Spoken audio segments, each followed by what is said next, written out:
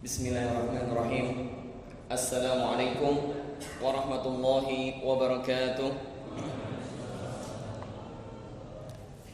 Innal hamdalillah nahmaduhu ta'ala wa nasta'inuhu wa nastaghfiruhu wa nastahdihi wa natubu ilayhi wa na'udzu billahi min shururi anfusina wa sayyiati a'malina. May yahdihillahu fala mudilla lahu wa may yudlil fala hadiya lahu. نشهد أن لا إله إلا الله وحده لا شريك له وأن محمدا عبده ورسوله لا نبي ولا رسول بعده فيا أيها الذين آمنوا اتقوا الله حق تقاته ولا تموتن إلا وأنتم مسلمون يا أيها الناس اتقوا ربكم الذي خلقكم من نفس واحدة وخلق منها زوجها وبث منهما رجالا كثيرا ونساء واتقوا الله الذي تساءلون به والأرحام إن الله كان عليكم رقيبا أما بعد فإن أصدق الحديث كتاب الله وخير الهدى هدى محمد صلى الله عليه وآله وسلم وشر الأمور محدثاتها ألا وإن كل محدثة بدعة وكل بدعة ضلالة وكل ضلالة في النار أجرني الله وإياكم من النار اللهم لا سهل إلا ما جعلته سهلا وأنت تجعل الحزن إذا شئت سهلا اللهم انفعنا ما علمتنا وعلمنا ما ينفعنا إنك أنت العليم الحكيم. Ibu bapak jamaah Masjid Al-Mujahidin rahimani wa rahimakumullah, mudah-mudahan Allah Subhanahu wa taala senantiasa menyehatkan, memberkahi dan merahmati setiap langkah kehidupan kita. Alhamdulillah, bersyukur pada Allah Subhanahu wa taala karena hanya dikarenakan nikmat-nikmatnya, rahmat kasih sayangnya, inayah pertolongannya dalam setiap sendi kehidupan kita, kita sampai pada malam yang berbahagia ini, berkumpul bersama di salah satu rumah Allah Subhanahu wa taala.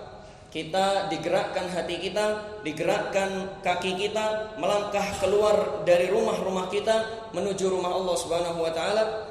Tak lain dan tak bukan niat kita selain bersilaturahmi, sama-sama kita menuntut ilmu agama Allah Subhanahu wa taala. Mudah-mudahan sesuai janji Allah lewat lisan Rasulnya sallallahu alaihi wasallam, siapapun di antara kita selama hidupnya mau selalu menuntut ilmu agama Allah, menempuh suatu jalan, ya, ada yang dengan mobil, ada yang dengan motor, ya, ada yang dengan kapal, ada nggak? Sekili kapalan gitu. Ada yang berjalan kaki, ya, sampai di rumah Allah ini dalam rangka menuntut ilmu agama Allah. Maka Nabi katakan, man salaka tariqan yaltamisu fihi ilman sahalallahu lahu bihi tariqan ilal jannah. Siapa saja orangnya yang menempuh suatu jalan dalam rangka menuntut ilmu agama Allah, niscaya Allah akan mudahkan pada akhirnya baginya jalan menuju surga. Salawat beriring salam tercurahkan pada Nabiullah Muhammad sallallahu alaihi wasallam. Mudah-mudahan kita telah dicatat di Lauh Mahfuz di sisi Allah Subhanahu wa taala sebagai orang-orang umat sekaligus pengikut, ya, loyalis daripada Rasul kita Muhammad sallallahu alaihi wasallam, sehingga Allah Subhanahu wa taala akan ampuni dosa-dosa kita. Allah Subhanahu wa taala akan matikan kita dalam keadaan husnul khatimah, dan pantaslah di yaumil qiyamah kelak kita dikategorikan sebagai umat Muhammad sallallahu alaihi wasallam yang akan mendapatkan syafaat al-udma, syafaatul udma, pertolongan yang agung dari Nabi kita Muhammad sallallahu alaihi wasallam. Amin amin ya rabbal alamin. Ibu bapak yang dirahmati Allah Subhanahu wa taala, alhamdulillah pertemuan Jumat pertama ini sebagaimana yang dahulu kala diamanahkan kepada ana atau saya, kita kalau Jumat pertama ini membahas permasalahan-permasalahan seputar akidah, maka akan saya kembalikan kepada topik atau pembahasan tersebut. Jamaah yang dirahmati Allah Subhanahu wa taala, pada pertemuan malam yang berbahagia ini kita akan sedikit bahas tentang contoh-contoh di kehidupan real masyarakat kita tentang satu dosa yang teramat besar. Satu dosa yang manakala kita mati di atasnya tidak akan diampuni oleh Allah Subhanahu wa taala. Ya, yakni dosa apa? Dosa syirik. Kita semua tahu. Ya, kita semua tahu, ya, berdasarkan dalil-dalil yang pasti dari Allah dan Rasul-Nya. Di antaranya Allah katakan misalkan dalam Quran surat An-Nisa ayat 48 dan Quran surat An-Nisa ayat 116, ya, senada, dan beberapa ayat yang lainnya. Kata Allah apa? Innallaha la yaghfiru ayyushraka bihi wa yaghfiru ma duna dzalika liman yasha. Sesungguhnya Allah enggak akan ngampuni dosa syirik. Dosa apa? Syirik. Ya, syirik bahasa Allah ya, bahasa agama Allah, bukan bahasa kita. Ya, kalau diserap bahasa kita, serapannya maknanya jadi berbeda. Ah, kamu syirik aja mentang-mentang saya bisa, kamu enggak bisa. Ah, kamu syirik aja mentang-mentang saya banyak hartanya, kamu enggak. Ah, lo syirik aja lo buat bisnisnya lancar, lo kagak. Nah, itu beda maknanya ketika telah diserap ke bahasa kita. Ya, syirik bahasa kita iri, dengki. Tapi syirik dalam bahasa agama Allah menyekutukan Allah Subhanahu wa taala, baik dengan perkataan kita, perbuatan kita, dan juga dengan hati-hati kita. Bapak Ibu yang dirahmati Allah Subhanahu wa taala, jadi itu bahayanya syirik. Sesungguhnya Allah gak akan mengampuni dosa syirik, kata Allah. Tapi Allah masih mau mengampuni dosa-dosa selain syirik bagi siapa yang Allah kehendaki. Ini dalam ayatnya jelas Allah tegaskan hal tersebut. Maka pada kesempatan malam berbahagia ini kita akan sebutkan beberapa contoh-contoh syirik besar, di mana syirik ini dibagi oleh para ulama menjadi dua. Yang pertama syirkun akbar, yang kedua syirkun asghar. Syirkun akbar, syirik akbar besar, syirik yang besar. Ya, yang kedua syirkun asghar, syirik yang kecil. Bedanya apa? Kalau syirkun akbar, syirik yang besar, itu bisa menggugurkan amal-amal soleh kita sebanyak apapun itu. Bapak sudah haji, ya, ibu sudah umroh belasan kali misalkan, ya, kemudian sodakoh nggak kehitung, ke masjid, ke fakir miskin, ya, ke anak yatim, amal solehnya sudah teramat banyak. Sekali saja dia berbuat kesyirikan dengan syirik yang besar, maka sebanyak apapun amal soleh yang dia telah torehkan di catatan Allah Subhanahu wa taala, syirik besar itu akan menjadi apa? Kalau bahasa Inggrisnya eraser, apa? Penghapus, mimsahah, menghapus daripada catatan-catatan amal soleh kita selama ini. Set, dihapus, lenyap semua pahala kebaikannya. Sekali saja kita berbuat kesyirikan, tapi syirik akbar, syirik yang besar. Jadi syirik akbar itu menggugurkan pahala kebaikan amal-amal soleh sebelum syirik akbar itu dikerjakan. Tapi kalau syirik asghar tidak menggugurkan amal-amal soleh yang lalu.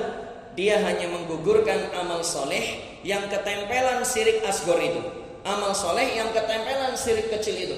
Seperti riya, kita ibadah, kita sholat, kita apa bukan karena Allah, tapi ingin dianggap apa? Keren, dianggap hamba Allah yang soleh, dianggap taat, ya, dipuji orang, ya. Maka yang gugur adalah amal soleh yang ketempelan riya itu aja, saat itu aja. Tapi amal-amal soleh yang terdahulu tetap catatannya di sisi Allah Subhanahu wa taala. Kemudian bedanya yang kedua, syirik besar bisa mengeluarkan pelakunya dari Islam tanpa sadar. Kadang-kadang seringnya terjadi tanpa sadar. Bahaya ini, dangerous gitu ya. Syirik akbar itu, syirik besar itu bisa mengeluarkan pelakunya dari Islam, dari agama Islam. Sedangkan syirik kecil, entah itu riya, entah itu sum'ah. Bedanya apa riya sama sum'ah? Riya itu pamer amal dengan perbuatan. Kalau sum'ah pamer amal dengan lisan, dengan cerita. Oh, tadi malam saya sebabnya telat sekarang berangkat kerjanya.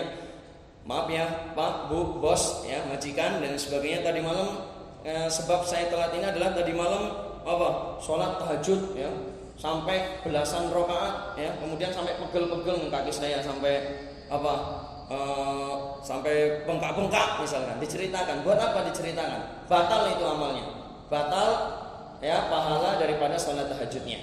Nah, kalau syirik kecil seperti riya, sum'ah, kemudian bersumpah dengan nama selain Allah, ya, demi Nabi, ya, kemudian demi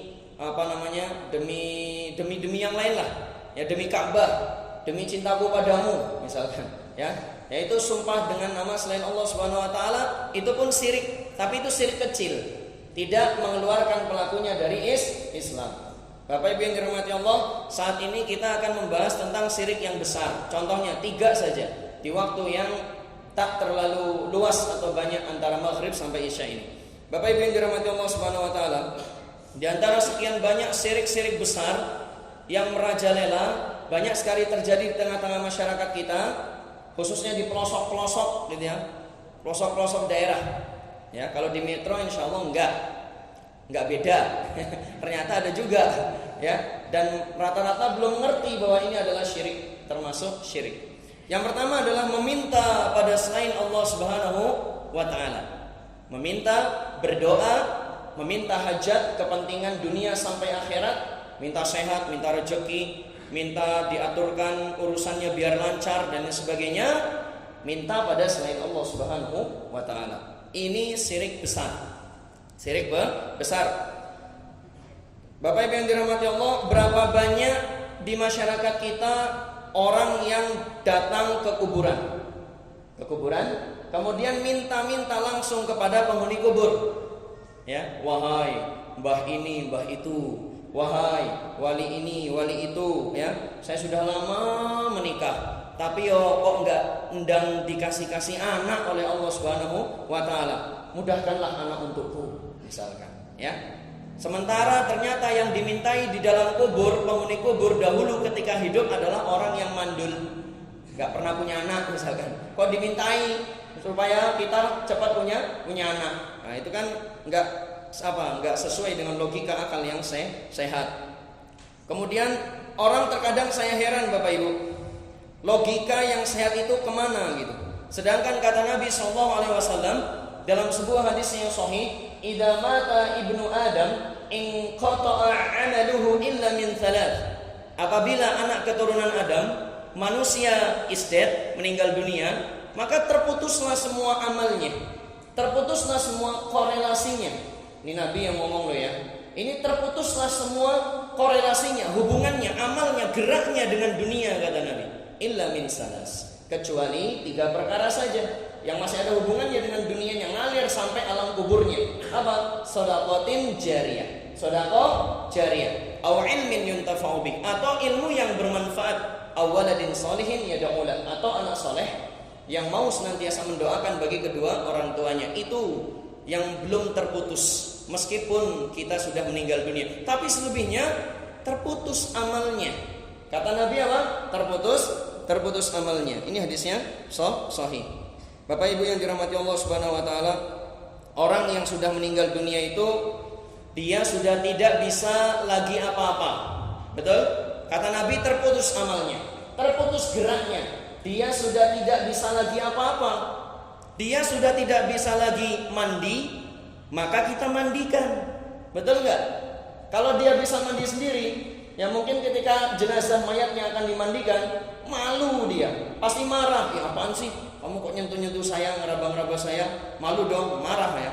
Kalau dia bisa mandi sendiri, ya pasti dia akan malu, bahkan marah. Dia tidak bisa mandi, kita mandikan. Dia tidak bisa pakai pakaiannya sendiri, kita pakai pakaian kain kafan. Betul tidak? Dia tidak bisa sholat lagi, ibadah sama Allah lagi, maka kita sholatkan. Dia tidak bisa berdoa lagi, maka kita doakan. Dia tidak bisa balik ke tempat peristirahatan. Kalau kata orang masyarakat kita, peristirahatan terakhir. Padahal bukan terakhir, justru itu transit itu. Alam kubur itu pertengahan. Dunia awal, pertengahannya alam kubur, tempat singgah sementara, transit, sampai hancur muka bumi dunia ini, barulah dunia yang sesungguhnya, kehidupan yang sesungguhnya akhirat. Jadi bukan tempat peristirahatan terakhir, tapi tempat persinggahan sementara. Dia nggak bisa balik ke tempat persinggahannya yang sementara, alam kuburan. Kita antarkan, betul nggak? Terputus amalnya, kata Nabi. Terputus geraknya. Ya, mayat jenazah Bapak Ibu yang sudah tidak ada lagi amalnya, yang sudah tidak ada geraknya, ya, dia tidak bisa mandi, kita mandikan. Dia tidak bisa pakai pakaian, kita pakaikan. Dia tidak bisa lagi sholat, kita sholatkan. Dia tidak bisa lagi doa, minta kepada Allah, kita mintakan, kita doakan. Dia nggak bisa balik ke rumahnya, ke tempatnya, kita antarkan. Setelah itu semua kita lakukan, kok tiba-tiba kita minta sama dia, minta mbah ini itu, minta rezeki, minta kelancaran ini dan wong dia aja nggak bisa apa-apa, amalnya terputus, kata Nabi Sallallahu Alaihi Wasallam. Jadi kemana pikiran yang sehat itu? Bapak Ibu yang dirahmati Allah Subhanahu Wa Taala, maka setelah itu semua, ya, Banyak sekarang ini di masyarakat kita orang lebih semangat berbondong-bondong, semangat datang ke kuburan. Ya, sebagian masyarakat kita lebih semangat berbondong-bondong datang ke kuburan ketimbang datang ke masjid untuk sholat lima waktu. Ya, kadang kuburan itu lebih ramai daripada masjid. Ya, jadi minta kepada selain Allah Subhanahu Wa Taala, khususnya tentang hal-hal yang hanya Allah yang bisa, seperti masalah rezeki, masalah kesehatan, masalah jodoh, masalah urusan kita biar lancar dan sebagainya. Kalau itu dimintakan kepada selain Allah, ini sebuah kesyirikan. Bukan syirik tanggung-tanggung, syirik akbar itu. Akbarul kabair minasyirk. Sebesar-besarnya dosa syirik. Syirik yang besar, puncaknya yang paling besar di antara syirik besar itu ini, meminta kepada selain Allah Subhanahu wa taala. Makanya Allah Subhanahu wa taala berfirman, "Wa man adallu mimman yad'u min dunillah man la yastajibu lahu ila yaumil qiyamah." Kata Allah dalam Quran surat Al-Ahqaf ayat 5 sampai 6. Apa kata Allah? "Wa man adallu." Siapakah orangnya yang lebih tersesat, kata Allah? Enggak ada yang lebih sesat dari makhluk ini, kata Allah. Enggak ada yang lebih sesat dari orang ini, kata Allah. Dari siapa? Mimman yad'u min dunillah. Daripada orang-orang yang meminta, berdoa kepada selain Allah Subhanahu wa taala. Man la yastajibu lahu ila yaumil qiyamah. Kepada makhluk yang tidak bisa mengabulkan permintaan doanya sampai kiamat, jeblok gitu ya, enggak akan bisa dikabulkan atau mengabulkan doa mereka. Ya. Wa hum an du'aihim ghafilun. Padahal yang dimintai, kuburan yang dimintai, keris yang dimintai, ya, kemudian apapun yang dimintai selain Allah, itu pun mereka lalai, benda mati, nggak bisa apa-apa, lalai, nggak ngerti terhadap permintaan yang selama ini disampaikan. Wa idza husyiran nas kanu lahum a'da'a wa kanu bi ibadatihim kafirin. Nanti di hari kiamat, barang-barang yang dimintai selain Allah, kalau tetangga sebelah itu apa namanya? Nabi Isa. Nabi Isa akan dimintai kepada selain Allah Subhanahu wa taala, disekutukan selain Allah, dianggap sebagai Tuhan. Ya, maka nanti Nabi Isa dan juga kalau sebagian masyarakat kita kuburan-kuburan, ya, atau keris-keris, ya, atau orang pinter ini dan itu, nanti yang dimintai dengan yang meminta, kata Allah, saling bermusuh-musuhan di hari kiamat, saling berlepas diri, saling bermusuh-musuhan, saling menyalah-nyalahkan. Ini kata Allah dalam Quran surat Al-Ahqaf ayat 5 sampai 6. Maka Bapak Ibu yang dirahmati Allah, doa atau minta itu adalah suatu hal yang sangat agung, suatu hal yang sangat besar. Bahkan Nabi SAW katakan, ad-du'a'u huwal ibadah. Doa itu adalah intinya ibadah. Kenapa dikatakan intinya ibadah? Ayo, karena setiap ibadah Bapak Ibu, sholatkah, puasakah, hajikah, semua ibadah itu mesti ada doanya, betul nggak?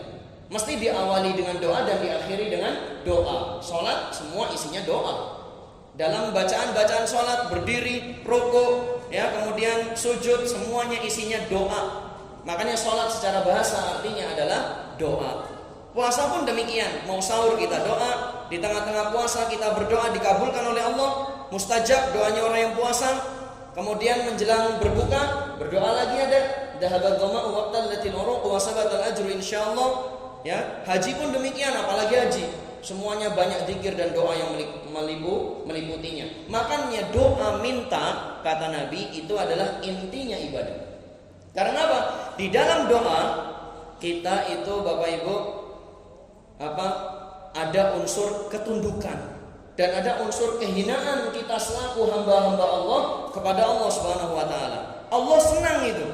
Ketika hambanya manusia dan jin itu kok bisa tunduk sama Allah, bisa merendahkan dirinya kepada Allah. Allah senang itu.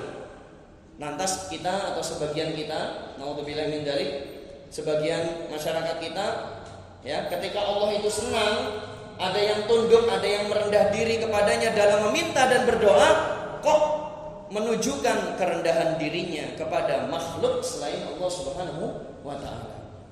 Bapak Ibu yang dirahmati Allah Subhanahu wa taala, kita nggak boleh berdoa, kita nggak boleh meminta kepada selain Allah Subhanahu wa taala. Kita harus meminta hanya kepada Allah Subhanahu wa taala semata. sampai makhluk yang termulia, sampai makhluk yang paling dekat kedudukannya dengan Allah Subhanahu wa taala, didekatkan kepada Allah Subhanahu wa taala di atas langit sana. Siapa? Malaikat Allah. Enggak boleh dimintai selain Allah Subhanahu wa taala. Nah, ini sebelumnya saya tanya nih kepada Bapak Ibu sekalian. Malaikat ada enggak yang bisa ngatur urusan manusia? Seperti menurunkan hujan, memberikan rezeki, jaga gunung, ya, jaga suatu kampung, jaga tidur kita. Ada enggak yang seperti itu? Ada. Bukan enggak ada. Mereka bisa langsung real. Akidah kita mengatakan bahwa ada malaikat-malaikat Allah yang ditugaskan, yang diberikan tugas wewenang untuk mengatur urusan makhluk, urusan manusia dan jin, serta muka bumi serta langit alam semesta ini. Ada. Ya, ada. Akan tetapi boleh enggak meskipun ada? Meskipun secara real malaikat itu ditugaskan untuk mengatur urusan-urusan kita, boleh enggak kita misalkan sudah lama ini kemarau ya, sudah lama kemarau panjang kering, enggak hujan-hujan, boleh enggak salah seorang di antara kita kalau dia muslim kemudian menengadahkan kedua belah tangannya, ya, berdoa, wahai malaikat penurun hujan, ya, ini sudah sebulan lebih kota metro tidak hujan-hujan, wahai malaikat penurun hujan, ya, turunkanlah hujan segera kepada kami. Siapa malaikat penurun hujan? Mikail. Ya, kalau orang Eropa nyebutnya Michael, gitu ya. Mikail atau Michael itu malaikat yang ditugaskan untuk membagikan rezeki, termasuk turun hujan. Boleh nggak kayak gitu Bapak Ibu? Langsung minta sama Mikail, boleh nggak? Nggak boleh, syirik. Ya, sedangkan malaikat yang jelas-jelas tugasnya ngatur aja nggak boleh dimintai selain Allah Subhanahu wa taala. Kenapa? Karena malaikat-malaikat itu entah menurunkan hujan, entah menjaga gunung, entah menjaga peredaran matahari, bulan dan lain sebagainya, termasuk menjaga ketika saat kita sedang tidur sampai pagi hari. Semua mereka bekerja, tidak bisa mereka beramal, tidak bisa mereka bekerja itu kecuali atas perintah dan izin siapa? Allah Subhanahu wa taala. Sedangkan malaikat yang real saja nggak boleh dimintai selain Allah Subhanahu wa taala. Yang real bisa gitu, malaikat tuh bisa sebenarnya untuk mengatur segala urusan, berikan rezeki dan sebagainya. Wong tugas mereka itu pun nggak boleh dimintai selain Allah Subhanahu wa taala. Apalagi mohon maaf, jenazah mayat yang sudah terbujur kaku, yang sudah terputus amal geraknya antara dunia dengan mereka dengan dunia kita. Apalagi itu jauh lebih tidak boleh lagi. Bapak Ibu yang dirahmati Allah Subhanahu wa taala. Kemudian makanya Allah Subhanahu wa taala berfirman, ya, kita kalau berdoa itu minta langsung sama Allah. Walaupun jadikan perantara boleh enggak? Boleh. Tapi hanya 5 atau 6 perantara yang boleh dijadikan sebelum doa minta sama Allah. 1, sebelum minta doa sama Allah, kita menjadikan kalimat bismillah. Ya, bismillah dulu, kemudian doa. 2, pujian sama Allah, sholawat kepada Nabi. 3, amal-amal soleh kita. Sebelum kita minta doa sama Allah, minta sehat, minta rezeki, minta apapun, sebutkan dulu. Jadikan perantara amal-amal soleh yang lalu yang telah kita kerjakan. Misalkan, sebutkannya apa? Ya Allah, saya ini punya amal soleh. Saya sudah nolong orang, ya, untuk melanjutkan kehidupannya. Saya berikan sebagian harta saya, ya Allah. Kalau itu ikhlas amalnya karena Engkau, ya Allah, baru minta. Mintanya apa? Sembuhkanlah penyakit saya, panjangkanlah umur saya, ya, buatlah anak saya soleh-solehah dan sebagainya. Jadi sebutkan dulu, jadikan perantara apa? Amal-amal soleh kita yang telah lalu. Ini ada dalilnya jelas dalam hadis sahih Bukhari dan Muslim. 3 orang yang terjebak dalam sebuah gua. Pintu guanya nutupi, nggak bisa keluar. Masing-masing jadikan perantara amal solehnya sampai pintu batu besar yang menutupi gua itu terbuka dan mereka bebas. Ya. Selain itu lebih baik doa dengan Asmaul Husna juga boleh. Misalkan kita minta sehat, minta selamat, sebutkan dulu, jadikan perantara dulu nama Allah yang terkait masalah itu. Wahai Zat yang Maha Selamat, ya salam, ya salam, ya salam. Wahai Zat yang Maha Selamat, selamatkanlah aku selalu, sehatkanlah aku selalu. Misalkan kita mau minta dosa pengampunan, dari dosa-dosa kita. Sebutkan dulu, jadikan perantara nama Allah, Zat yang Maha apa? Pengampun. Sebutkan minimal 3 kali. Ya Ghafur, Ya Ghafur, Ya Ghafur. Wahai Zat yang Maha Pengampun. Baru doanya apa? Ampunilah dosaku, dan seterusnya dan seterusnya. Tapi selain 4 hal itu, hendaknya kita doa langsung saja sama Allah Subhanahu wa Ta'ala. Langsung saja. Allah pun mengatakan demikian. Lihat nih, Allah mengatakan dalam sebuah ayatnya, wa idza sa'alaka 'ibadi 'anni fa inni qarib ujibu da'watad da'i idza da'an. Wa idza, dan apabila sa'alaka, bertanya kepadamu wahai Muhammad, hamba-hambaku manusia, sahabatmu, umatmu, tentang keberadaanku Allah, fa inni qarib, maka sesungguhnya aku ini Zat yang Maha dekat. Apa kata Allah? Sesungguhnya aku ini Zat yang Maha dekat. Ujibu da'watad da'i idza da'an, aku kabulkan permintaan doa hamba-hambaku bagi orang yang mau meminta selalu. Tapi ada syaratnya supaya dikabulkan. Fal yastajibu li wal yu'minu bi, hendaklah mereka terlebih dahulu beriman kepadaku Allah. Terlebih dahulu apa? Beriman kepadaku Allah dan melaksanakan perintahku. Baru Allah kabulkan ya segala permintaan kita. Tapi ingat, permintaan Allah itu ada 3 bentuknya dikabulkannya. Bisa jadi sesuai permintaan kita langsung cepat. Bisa jadi diundur nanti beberapa bulan lagi, beberapa tahun lagi. Allah yang lebih ngerti tentang maslahat bagi kita semua. Bisa jadi Allah nggak kabulkan permintaannya. Minta A nggak dikasih A, tapi dikasihnya C. Minta C nggak dikasih C, tapi dikasihnya F. Allah lebih ngerti tentang kemaslahatan hambanya. Atau yang terakhir, Allah selamatkan dia dari musibah yang harusnya menimpanya, nggak jadi menimpanya. Ya, harusnya keluar rumah dengan tergopoh-gopoh, terburu-buru, naik motor harusnya ketabrak truk karena truknya dengan kecepatan yang sangat tinggi, tapi ternyata motornya aja yang berubah jadi angka 8, peot-peot sampai kayak angka 8, dianya selamat. Boleh jadi itu adalah pengkabulan doanya selama ini. Allah wujudkan dalam hal apa? Allah wujudkan dalam hal selamatkan dia dari musibah yang harusnya menimpanya, tapi nggak jadi. Itu kata Nabi adalah salah satu bentuk pengkabulan doa kita selama ini. Bapak Ibu yang dirahmati Allah, lihat ayat ini luar biasa faedahnya. Setiap ada ayat-ayat yang menyatakan apabila hambaku bertanya, apabila hambaku atau mereka bertanya kepadamu Muhammad, maka pasti ada perantaranya. Pasti ada perantaranya apa? Allah nyuruh Nabi yang ngomong. Allah nyuruh Nabi yang ngomong. Contoh, wa yas'alunaka 'anil mahid. Mereka bertanya kepadamu Muhammad tentang wanita-wanita haid. Kul, pasti Allah nyuruh Nabi yang ngomong. Perantara Nabi yang ngomong. Kul, katakanlah wahai Muhammad, huwa adza fa'tazilun nisa fil mahid. Orang wanita haid itu penyakit. Jauhilah wanita-wanita ketika mereka sedang haid. Ya, contoh lagi, wa yas'alunaka 'anil syahril haram. Mereka bertanya kepadamu Muhammad tentang bulan-bulan terlarang, bulan-bulan suci. Qul, katakanlah wahai Muhammad. Allah jadikan perantara dulu, enggak langsung Allah yang jawab. Tapi Allah jadikan perantara siapa? Nabi Muhammad yang suruh jawab. Qul, katakanlah wahai Muhammad. Ya, qitalun fihi kabir. Berperang di bulan-bulan terlarang itu besar banget dosanya. Ya. Dan masih banyak lagi. Setiap ada mereka bertanya kepada Muhammad, pasti ada perantaranya.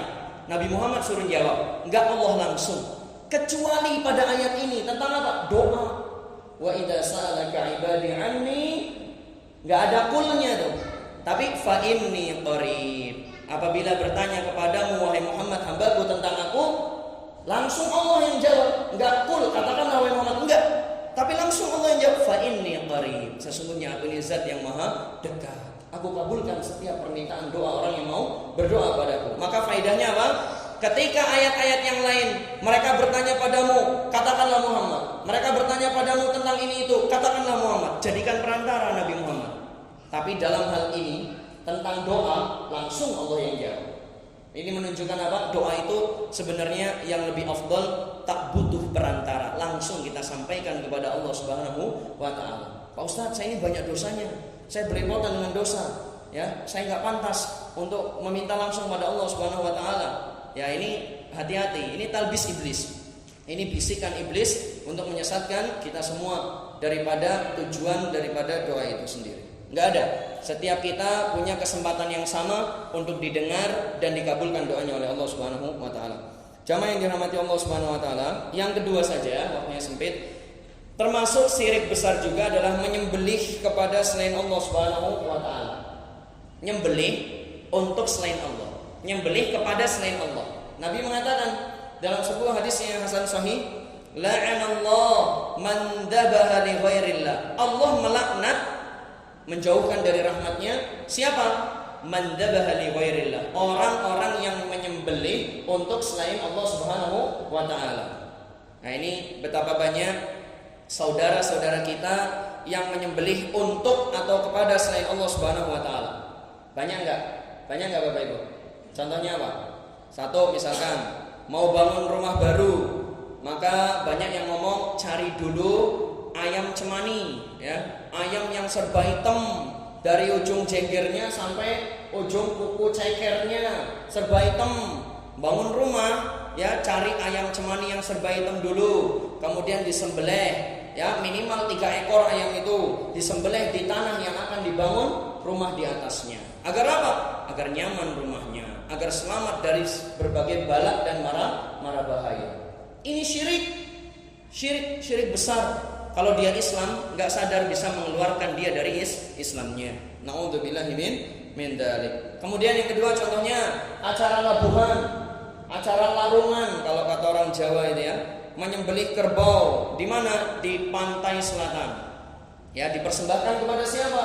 Disembelih kerbaunya, dipenggal kepalanya, kepala kerbau dilarung ke lautan. Untuk siapa? Nyi Roro Kidul, ya. Kenapa kok hanya adanya Nyi Roro Kidul, ya? Nggak ada Nyi Roro Lor, gitu ya. Kidul kan selatan, ya. Lor itu utara. Kenapa kok hanya adanya Ratu Pantai Selatan? Nggak ada Nyi Roro Lor, Ratu Pantai Utara. Yang Pantai Utara nggak ada yang jagain toh, nggak ada yang ngatur toh, ya. Masya Allah. Malah ada yang beranggapan mereka kalau kerbonya tidak gemuk maka bisa membuat Nyi Roro Kidul ini marah. Ya, apalagi kalau tidak dipersembahkan kerbau ini kepada Nyi Roro Kidul setiap waktu-waktu tertentu, maka bisa menyebabkan apa? Pasang gelombang yang sangat tinggi di laut pantai selatan, bisa menimbulkan tsunami, bisa menimbulkan kekurangan rezeki bagi nelayan, ya, ikan-ikannya pada mati, tak ada hasilnya dan lain sebagainya. Ya, Bapak Ibu yang dirahmati Allah Subhanahu wa taala. Kemudian ada orang yang mau bangun jembatan misalkan. Bangun jembatan maka harus sembelih dulu, ya, kambing 3 ekor, ya, agar tak roboh jembatannya, gitu ya. Agar tidak roboh. Sebenarnya kalau tidak dikorupsi maka insya Allah nggak akan roboh itu jembatan. Tapi gara-gara seringnya dikorupsi, ya, maka pada akhirnya roboh juga itu jembatan. Banyak yang bertanya, Ustadz, bagaimana hukumnya kita punya proyek? Ini pejabat-pejabat biasanya punya proyek pembangunan di gunung, di pelosok-pelosok desa. Orang-orang minta diadakan apa? Acara penyembelihan, nyembelih babi, ya, nyembelih kerbau, ya, dipersembahkan untuk penunggu gunung, untuk penunggu hutan, untuk sang bau rekso. Biar apa? Biar aman proyeknya itu. Nah, gimana hukumnya? Ya jelas itu syirik besar. Kasih saja dananya, kau nggak usah ikut-ikutan acara mereka. Kalau bisa didakwahi dengan lemah lembut, dengan nasihat yang terbaik, ya, bahwa itu syirik, nggak boleh. Sekali 2 kali udah tinggalkan, nggak usah ikut-ikutan, ya. Ini kan tradisi Pak Ustadz. Iya, tradisi, tapi tradisi yang harus ditinggalkan. Tradisi tidak semua harus kita lestarikan. Banyak tradisi Indonesia yang harus kita lestarikan, mengandung unsur kebaikan dan kebenaran. Tapi dalam hal ini, tradisi semacam ini mengandung unsur kesyirikan, maka tradisi yang harus kita sedikit demi sedikit tinggalkan. Ya, Ustadz, nanti kalau nggak dipotong hewannya untuk penunggu bau rekso, gunungnya meledak, gitu, jeblok dan lain sebagainya. Itu syirik. Lihat saja bukti ketika masyarakat itu menerapkan tauhid, menerapkan sunnah Nabi, tidak ada kesyirikan di dalamnya, malah justru urusannya lancar-lancar saja, berkah. Contoh di Arab Saudi sana. Di Arab Saudi banyak gunung-gunung besar. Dari Mekah sampai Madinah, yang sudah pernah haji nih, Pak Haji Aswir, Pak Haji Jenny, Abang Ade dan sebagainya kan, antara Mekah sampai Madinah itu banyak gunung-gunung yang dibor, ya. Ya, di Terowongan Mina itu gunung Pak Haji, ya. Terowongan Mina itu kan gunung dibor tengah-tengahnya jadi di jalan.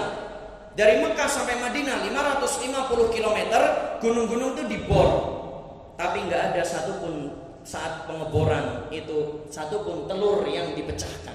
Nggak ada satupun tetesan darah hewan yang dikorbankan. Karena apa? Masyarakatnya di sana menerapkan tauhid, kemudian sunnah Nabi dan penegakan syariatnya luar biasa. Nyatanya lancar-lancar aja, malah berkah dikunjungi oleh bangsa-bangsa, jutaan bangsa sedunia sampai hari kiamat. Ya, ketika mereka tidak ada kesyirikan. Itu betapa banyak gunung yang dibelah itu ya. Bahkan tengah-tengahnya dibor, dilubangi itu di terowongan Mina. Ya, tapi nggak terjadi apa-apa, malah jadi berkah. Nah ini karena masyarakat kita sering ditakut-takuti dengan jin, Bapak Ibu. Dengan jin, sedikit-dikit ada setan, sedikit-dikit harus kemenyan, sedikit-dikit harus nyembelih ini dan itu. Apalagi ditambah-tambahi, kita ini masyarakat kita banyak yang mengagungkan, banyak yang takut, ya, banyak yang membuat jin atau setan dari golongan jin itu spesial. Didukung dengan acara-acara televisi. Ada Dunia Lain ya. Kemudian ada Roy Kiyoshi, ternyata orangnya ditangkap sekarang kan gitu dan sebagainya. Wa annahu kana rijalun minal insi ya'uduna birijalin minal jinni fazaduhum rahaqa katahu. Sesungguhnya sebagian umat manusia ada yang meminta tolong kepada setan dari golongan jin, fazaduhum rahaqa. Tafsirnya apa? Kalau kepada manusianya, maka jin membuat manusia itu semakin takut. Sedangkan kalau kepada jinnya, maka manusia membuat jin itu semakin sombong. Padahal kedudukan kita lebih tinggi daripada setan-setan dari golongan jin. Makanya ada yang lelucon, setan-setan di berbagai belahan dunia itu menyesuaikan dengan gaya hidup serta tingkat ekonominya. Kalau setan di Eropa, Amerika, vampire gitu ya, pakai apa? Pakai jas keren. Kalau setan di Cina, pakai apa? Kerajaan apa itu? Apa namanya itu yang lompat-lompat itu? Ya, kemudian setan di kita pocong ya. Ada yang nggak pakai baju, ada yang bolong-bolong kurangan bahan, ya, ada yang kayak orang habis nggak mandi, lesa-lesu, genderuwo dan lain sebagainya. Itulah ketika setan diagungkan, malah dia akan semakin sombong dan senang. Oleh karena itu kita tawakal pada semua urusan kita, hilangkan semua jenis-jenis kesyirikan. Demikian yang bisa saya sampaikan. Karena udah waktu Isya, ya, mohon maaf kalau banyak khilaf dan salah. Wal fadlu biyadillah, nggak ada tanya jawab ya. Udah Isya. Subhanakallahumma wa bihamdika, asyhadu an la ilaha illa anta, nastaghfiruka wa natubu ilaik. Wassalamualaikum warahmatullahi wabarakatuh.